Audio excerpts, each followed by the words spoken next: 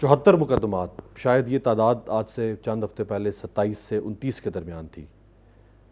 یہ اتنی رفتار اچانک کیوں تیز ہو گئی ہے مقدمات کی؟ بسم اللہ الرحمن الرحیم. امیر آپ کو مبارک، سچ کو بھی مبارک. اور اس دور میں آپ کا بھی امتحان ہے کتنا سچ بول سکتا ہے، سچ اور آپ دونوں مل کے.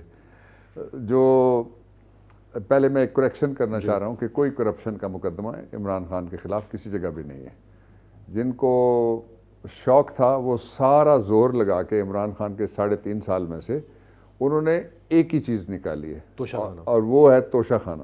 توشہ خانہ عمران خان نے درست طور پہ چیلنج کیا ہے. میں عمران خان کا چیلنج دہراتا ہوں کہ آپ توشہ خانہ سارا کھول دینا، اور اس کا جو عدالت ہے جہاں بھی جائے وہ پبلک ٹرائل کریں اس کا، اور آن کیمرہ کریں. اچھا. اور یہ اسلام آباد کے اندر ہے، چونکہ یہاں ایک آرڈر کیا ہوا ہے جسٹس اطہر معین اللہ جب اسلام آباد ہائی کورٹ کے چیف جسٹس تھے، انہوں نے آرڈر کیا ہوا ہے کہ ہم ٹرائل آن کیمرہ کریں گے.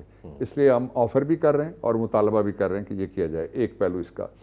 دوسرا یہ ہے کہ مقدمات سے ڈرتے وہ ہیں جو لنڈن میں بیٹھے ہوئے ہیں. اس سے پہلے وہ لنڈن میں جب نہیں بیٹھے تھے وہ جولی میں بیٹھے ہوئے تھے، جولی سے پہلے وہ جھولے میں بیٹھے ہوئے تھے، اس سے پہلے وہ جو ریڈ سی کے کنارے کے اوپر ایک سرور والا پیلس ہے وہ اس کے اندر بیٹھے ہوئے تھے.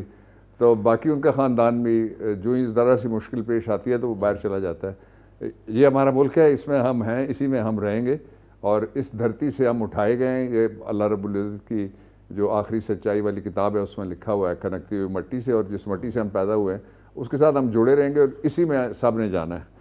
اور آپ نے دیکھا کہ بڑے بڑے لوگ جو ساری زندگی پیسے بنا کے باہر جائیدادیں بناتے ہیں، ان کی میت واپس آتی ہے، ان کے اثاثے ساتھ واپس نہیں آتے، اس لیے کہ چوری کے اثاثے ہوتے ہیں. اگر وہ چوری کے نہ ہوں تو وہ پاکستان کا حق ہے نا. مرنے والا اگر پاکستان میں اس کو قبرستان سمجھ کے واپس آتا ہے تو اثاثے بھی واپس لائے.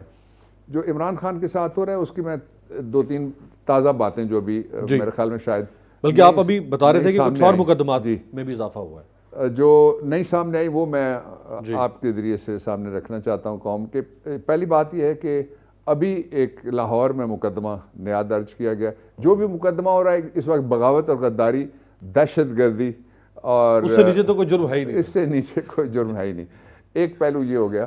دوسرا مقدمہ ایک محب وطن جو گم شدہ افراد ہیں وہ انہوں نے ڈھونڈا ہے، کوئی کاکڑ ہے اس کا نام، جو میں نے FIR ابھی مجھے بھیجی ہے وہاں سے کسی نے، تو ایک پرچہ انہوں نے کر لیا ہے بلوچستان میں. بلوچستان کی سینسٹیوٹی ہے، میں آگے بڑھنے سے پہلے اس پہ میں ایڈریس کرنا چاہتا ہوں.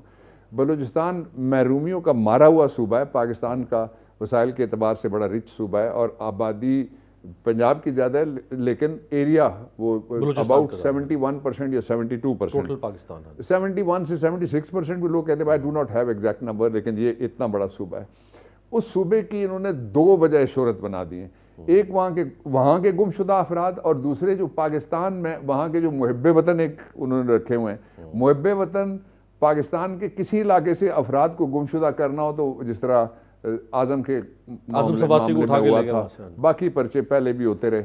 تو یہ دوسرا یہ جو ترقی دی گئی ہے وہ صرف کولو جیل کو ترقی دی گئی ہے. باقی آپ دیکھیں کوئٹہ میں بھی جائیں تو آپ کو پتہ لگے گا کہ تالوں کے بغیر جو شہر ہے وہ اور ہے، تالوں کے اندر جو شہر ہے وہ بالکل پتہ لگتا ہے کہ ایک طرف خدا کی بستی ہے، تالوں سے مراد آپ اور دوسری طرف الیٹس کی بستی ہے. تالوں سے مراد میری تے، الف، لام، واو، نون، غنہ ہے. اچھا، جو یہ ایک پہلو تھا اس کا. ایک اور پہلو ہے جو بہت امپورٹنٹ ہے، وہ یہ ہے کہ انڈیا نے ابھی ایتھنول اپنا بنانا شروع کر دیا اپنے گنے سے، جس سے وہ اپنی ساری ٹرین بھی چلاتے ہیں اور سارا کچھ کرتے ہیں. یہ انہوں نے لوکلی پھر کوئی 167 یا 57 بلین $US کی وہ اس دفعہ IT ایکسپورٹ کر رہے ہیں. یہ کل کی میں آپ کو 24 گھنٹے کی میں خبریں. ہمارے ہاں 2 چیزیں ہم ڈھونڈ رہے ہیں. ایک تو یہ کہ محب وطن ہم ڈھونڈ رہے ہیں کہ کون ہے، کوئی کسی پہ پرچہ کرانے کے لیے ہمیں ایک اور محب وطن کی ضرورت ہے، وہ ڈھونڈ رہے ہیں ہم. اور پرچہ کس پہ ہوگا؟ یا عمران پہ ہوگا یا اس کی پارٹی کے اوپر ہوگا. شبلی کو جا کے ایک نوٹس دیا گیا، اس نوٹس پہ اس نے انگریزی لکھی جو انگریزی کسی کی سمجھ میں نہیں آئی، اس پہ بھی پرچہ ہو گیا شبلی فراز کے. انہوں نے جھوٹی بولا ابھی بقول ہوا پرچے ہے. کے. انہوں نے بالکل ٹھیک بات کی. انہوں نے کہا is not available, you are not available right now in your office because you are sitting in the صحیح ہے ریکارڈنگ. اچھا ایک بات، I am present but I am not available. You are not available نا، nobody says that you are not present in the premises. اچھا اس کے اگر یہ بھی پرچے والی اگر بات ہے تو پھر یہ جس نے کہا تھا میں کپڑے اتار کے بیچوں گا، اس کے تو کپڑے اتارنے چاہیے سب کو مل کے، تاکہ وہ سچا ثابت کر سکے. اور سر اچھا جنہوں نے کہا تھا کہ میں نواز شریف کو میں ضمانت دیتا ہوں کہ میں واپس لے کر آؤں گا 4 ہفتوں کے اندر، وہ خاتون وہ جو جس کو جیل میں انہوں نے، اسد عمر نے تو شکایت کر دی کہ جیل والوں سے ایک ہی شکایت ہے کہ مجھے وہ والا فرائنگ پین جسے کپڑے استری ہوتے ہیں وہ نہیں دیا انہوں نے، چولہے پہ گرم کرنے والا. وہ خاتون کہتی تھی نواز شریف آ رہا ہے، پھر نواز شریف آ رہا ہے، پھر نواز شریف آ رہا ہے. تو نواز شریف اپنے بھائی کے دور میں بھی نہیں آ رہا. یہ سارا کیا ہے؟ میں اب کلمنیٹ کرتا ہوں جو پوائنٹ آپ نے چھیڑا ہے اس کو.